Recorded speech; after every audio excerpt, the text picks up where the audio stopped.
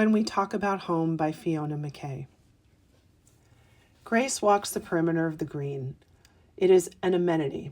It is going to be taken in charge by the council. It is rough underfoot, clods of brown soil hard under her shiny-soled work shoes, crumbling, destabilizing her. Her sinuses twitch as the wind whips through the ragwort growing in random clumps, bursting through the earth with the enthusiasm of the unwanted. A green in name only, a green on the shiny, thick card of the sales document for the houses that are built, being built, soon to be built, on all sides of this unlovely space. On the thick, shiny card, the space is colored green, and Grace believes in its possibility. The house emerges from the clay like a demolition in reverse. That's how it appears when Grace scrolls through the photos on her phone. The album called simply House.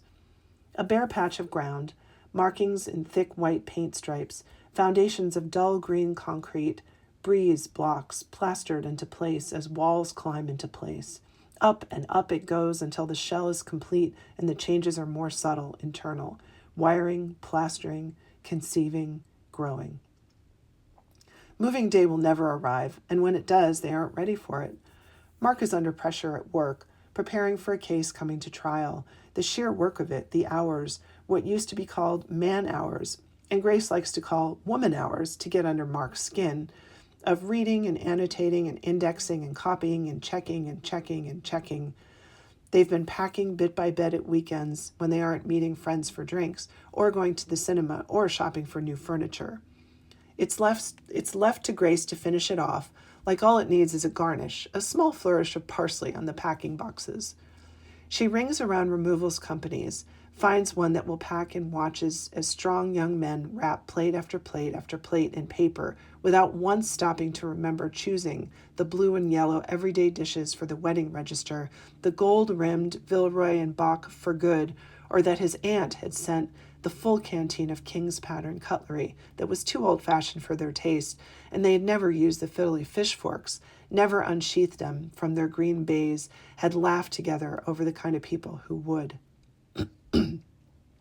The house would never be warm, not in its bones. Grace sweats and shivers alternately, depending on whether the heating is running full blast or not. Mark says it's an unusually cold winter. Mark says she should set the thermostat and leave the heating running. Mark says she should wear an extra jumper. Mark asks why on earth she's wearing her coat indoors. Mark is out for so much of the day that she's back from work hours before him, riding the train alone, the evening already dark, her pale face looking back at her from the train window-made mirror as she heads toward the cold house and the many, many boxes she has to unpack. Mark buys her a scarf, tries not to flinch when the house is warmer than he likes, promises he'll help when the case is finished, next week, when he has more time. The mineral smell of paint is so particular she'll never forget it. It smells of newness, of the beginnings of things. Each time she opens the front door, there's paint. There is the textile scent of carpet. There is the warm wine of planed wood, a bouquet. Until the day she puts her key in the lock, and what she smells is the curry she'd made for dinner the evening before, rich with onion and cumin, their sweaty afterglow the first thing her nose tells her. And after that, she stops noticing anything. When her belly starts to push out the waistband of her work skirts, Grace stops thinking of the city as her place. Slowly, she starts moving things to the small town they can walk to from the house, where they occasionally go to a restaurant or a pub at the weekend, thrown back on themselves with no familiar faces to stop by and chat. She signs them up to a doctor's practice, attends some of her appointments there, gets used to bringing containers of yellow urine for checking, knows the practice nurse by name, says hello to her one weekend when they are out for tapas at the harbor, their table overlooking the choppy water, the shearing gulls, the trawler painted dark blue, cresting the gray water with its catch. The pregnancy yoga class she takes, the mommy and me postnatal yoga, the baby music class, the parent and toddler group, the breastfeeding clinic, the mommy-led breastfeeding group, the stroller jogging group, the playgrounds, the playgrounds, the playgrounds, the stretch of beach where water is shallow enough to let a few mothers chat while kids paddle. So many other women, the bonds.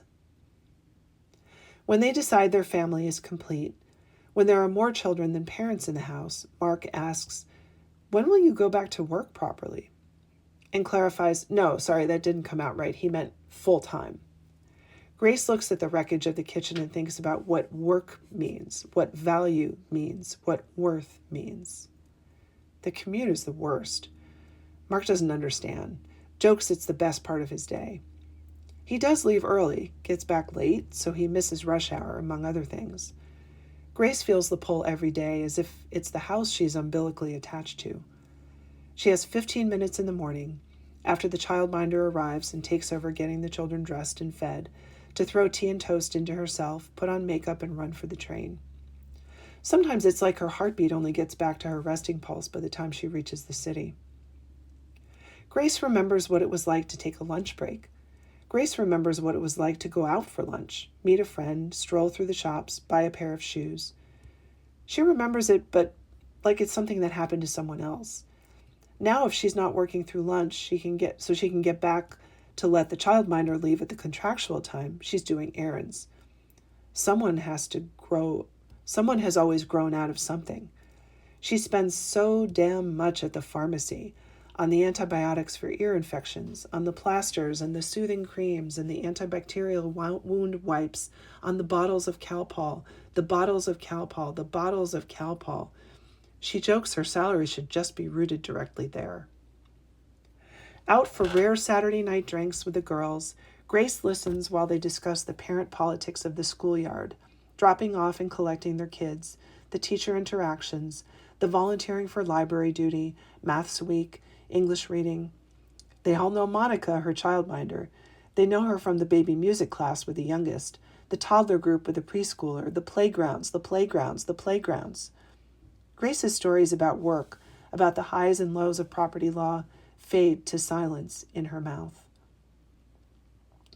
In a dark unit of the tiny shopping mall near the house, walkable, a unit that has been untenanted since Grace moved there, a firm of solicitors puts up their sign and opens their doors.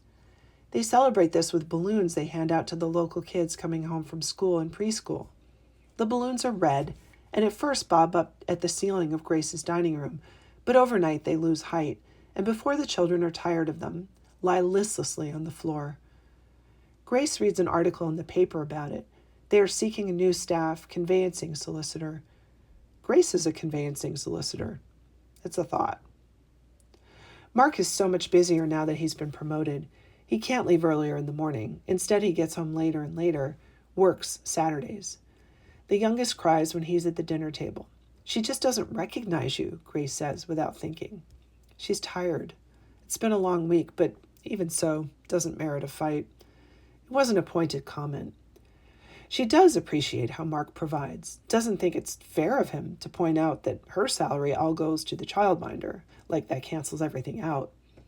She stays up late, sleeps on the sofa where the kids find her when they come down to watch weekend morning TV. The council finally comes to take over the green space opposite their house. In the WhatsApp group she has with the other mams, Grace jokes that at least it's done while her kids are still young enough to play. The financial crisis that broke so many builders' firms left the green uncared for. Noxious weeds Grace had reported to the council.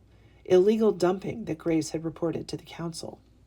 Now the council has diggers, JCBs, huge yellow earth movers. A population of rats and mice is disturbed, and houses along their roads are infested.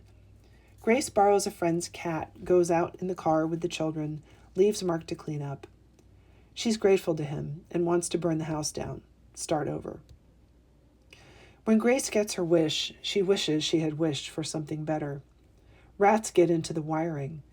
It takes a while for anything to go wrong. The main thing, she keeps saying afterwards, is that they all got out safely. The smoke alarms bore their way into her dreams before she wakes, before the flames break out. There is so much smoke downstairs, but they get out. By the time the fire brigade arrives, they're huddled in the red and amber glow of the fire, neighbors draping blankets around them. There's as much water damage as fire damage after. Mark insists they stay closer to the city while they fight the insurance company for payment. They should know better than to fight a lawyer, and the payment covers their rental until their house is put right. He suggests the children change schools for the duration, but Grace resists this. Too much change. It falls to her then to get them ready for school in the cramped apartment, drive them all the way out to their school, drive back to the city to her job. It falls to her to explain at work, again, why she's arriving late, finishing early. "You know I can't do it," Mark says. "I have court." Grace practices in the mirror. "I have work. I have work. I have work." After the renovation, the house is the same, but different. Grace thinks of how a person's cells are all replaced over 7 years. Every 7 years. Grace looks at her baby, now 7 years old, and thinks, yes, entirely different. The house is a palimpsest, erased and rewritten new. Grace cries over the newly painted wall in the kitchen, years of penciled height marks erased by fire, by water, by paint. A house is only bricks and wood and plaster, and yet. The smell of new paint, the warm hum of new wood, the cool undertone of plaster, all smell wrong in this house she has lived in so long. "I have work," Grace says, looking at herself in the mirror. Mark hints she could take a sabbatical, take a career break, take some time for herself. "Now that I've made partner," he says. Grace agrees she needs a change. The face in the mirror is tired. The kids are older, need her less, and more. The taxiing, the late-night chats. Mark has golf at the weekend. All the partners do, he says, even the women, he says. Some of Grace's friends, from baby yoga, from baby playgroup, from the baby days, never went back to work, and now their older kids are getting to the end of school, a thing far off and unattainable as a mirage back in the nappy and snack days. They glow from morning yoga, runs on the beach. Grace feels gray as the winter sky, worn down. The nearby shopping mall expands, adds a gym, a cafe, a bar.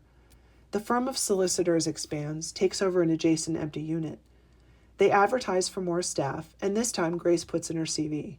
Mark is appalled. What about her job, her prospects, he asks. Grace gets mad, throws a perfectly good plate across the kitchen where it etches a jagged line in the nearly new paint. "Hasn't he noticed," she shouts, "that she hasn't been promoted, hasn't been made partner, hasn't had time to golf at the weekends to bring in new clients? Because while he's been pursuing his career, she had a job and been a parent?" The silence after this extends to an evening, a weekend, a week. Grace decides not to give a damn. It's the truth, and if that hurts, well, that's something to examine. Grace walks to her new job, uses the gym on her lunch break, meets friends for a jog on the beach after work some days. She glows, maybe from the sea breeze. With 2 in university and only 1 left in school, there's less to do at home, and she relishes it. Mark talks about downsizing with the kids gone, or scaling up to a detached house in the country. Grace has decided to ignore this, knows that unless she makes it happen, it won't happen. She lets him talk, lets him show her pictures of apartments in the city, houses with land overlooking their town. Sometimes when he doesn't have work on a Saturday, or golf, or papers to go over at home, they go out for a drink, eat in the harbor, walk home hand in hand. When Grace talks of what the green looked like before proper grass was laid, sycamores lined up along its borders, the football pitch marked out yearly, pathways made for bikes and buggies and scooters and access. Her children don't recall it, remember only the endless expanse of childhood amenity that has shrunk with adult eyes. They eye it up for some future, when children of their own might visit grandparents, run wild in safety. It's so quiet in the house with all the children flown. Mark talks about getting a dog, now that he's consulted in the firm and works his own hours. Grace agrees it would be nice. They take turns to walk Lucy, a Yorkshire Terrier whose eyes suggest a deep empathy with the troubles of her humans, or a love of the treats Mark always has in his pockets now, one or the other. Lucy strains on the leash at every bird or cat or dog. They try to train her. Grace is walking Lucy on the green on a damp summer morning after the council's mowing machine has crossed the green. Lucy strains towards something, and Grace is pulled forward, forced into a stumbling jog. Where the mower has been, a tangled mess of shredded feathers is spread over some square meters, and Grace pulls Lucy back hard. It's a seagull, an adolescent chick from the speckled brown on white of the markings. Lucy whines, but Grace pulls her all the way across the green to the house and cries at the kitchen table. From where she sits, she can see the fridge, still speckled with photographs of her children through the years. She messages each of them, not trusting her voice to a call, just to say hi. There's a call from an unknown number, and Grace almost doesn't answer it. Mark has gone into the office to make an introduction, hand over a new client to the managing partner. He's practically retired, still golfs. Grace just works mornings, but she's thinking of giving up. They want to travel more. 2 of their children live abroad now, and they expect grandchildren to be announced any day. She answers the phone, and everything shatters. They divide her between them, the children. One is in Japan, and she spends cherry blossom season there. It's beautiful. She keeps turning to exclaim to Mark, to take a photo to show him later, to text him, because he's still here somewhere, surely, around the next corner in the office. Her daughter in London has a baby, and she discovers the joy of helping out and handing the baby over when he cries. She stays longer than she thought she would, and her daughter cries when she leaves. Her youngest settled close by. He loves Lucy, looks after her when Grace is away. Grace stays with him, helps with the mortgage when she packs up her own house, gets rid of so many things she doesn't need and can't believe she ever did. The house is reduced back to a shell of itself, walls and floors becoming visible again, like the bones of the dying. She has the same conversation with each of her children. Is she doing the right thing, selling up? They each give her a variation of the same answer, but her youngest says it best. It's not the house, Mom. Home is wherever you are.